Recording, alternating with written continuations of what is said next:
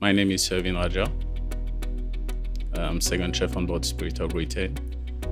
I started back in 2005.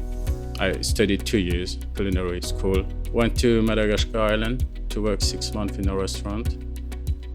Came back and then started ship life. I'm from Mauritius, small tropical island.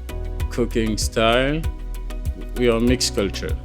It's Chinese cuisine, French cuisine, Mauritian cuisine. I'm used to all kind of food. My favorite thing about the job here is it's totally different to cruise ship life. You get to meet a lot of people, different nationality.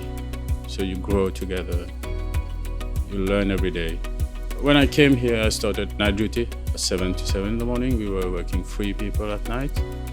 There was one previous head chef and there was nobody to replace him. And management rely on me, give me full confidence. They were proud of me. What I focus on is wastage. Make them conscious about wastage.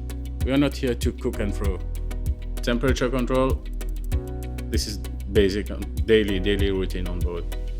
Make sure that logs is being filled and food is going hot above 75. We need to send all the food to the line. Atmosphere on board is very nice, especially in Gade. We all have fun. No pressure on everybody, but make sure whatever you're doing is good.